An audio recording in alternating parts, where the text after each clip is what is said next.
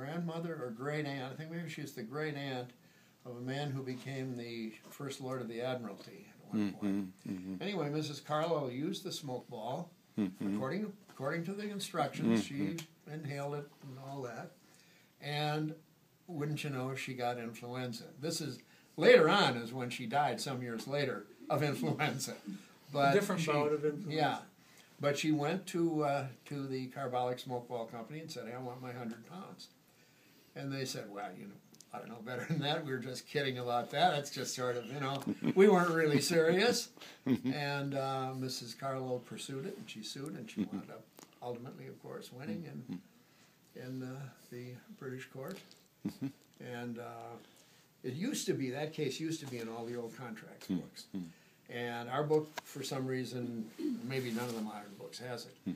But Professor Haugen and I copied the report from the original case out of the law reports, and we distributed. Well, I guess we put it on Blackboard now. Yeah. We may have distributed it to your class. I'm not sure, but everybody gets a chance to read it then, and you know, and see what things haven't changed in a couple hundred years, and then they get to see.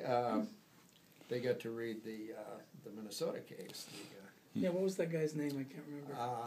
Lefkowitz, Yeah. Maury Lefkowitz, and that case was written by Bill Murphy, who was one of our old alums, and whose son was a student of ours many years ago, and is now retired, and whose granddaughter was a student a few years back as well.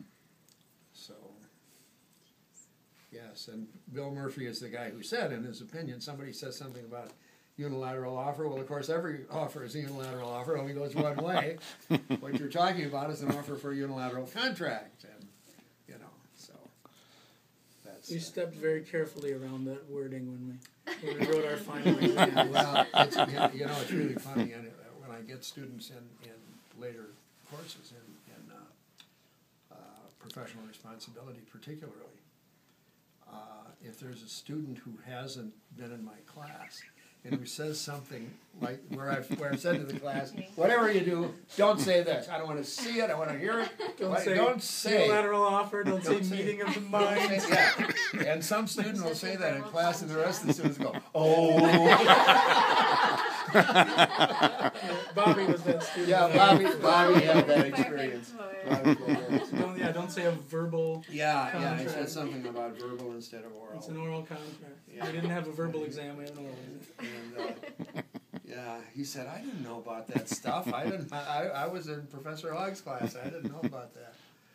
So, but, well, thank you. That was very thoughtful of you, of all of you, and